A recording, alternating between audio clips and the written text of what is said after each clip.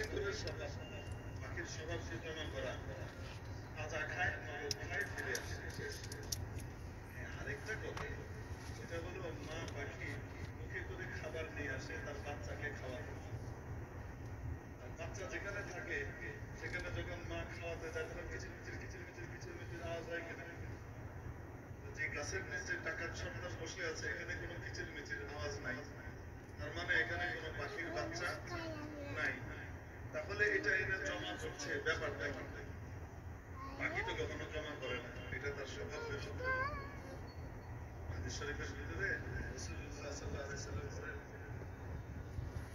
বান্দা যদি আল্লাহর উপরে ঠিক খাঁটি তাওয়াক্কুল করত যে আল্লাহই খায়, আল্লাহই পালেন, আল্লাহই সব করেন, এই ভরসা যদি আল্লাহর উপরে করত, তাহলে পাখিকে যেভাবে রিজিক দেওয়া হয় মানুষকে সেভাবেই রিজিক দেওয়া হবে।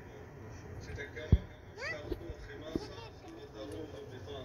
খালি পেটে বের হয় সকালবেলায়, বিকালবেলায় ফিরে ভরা পেটে, আল্লাহ তার পেট খালি রাখেন না।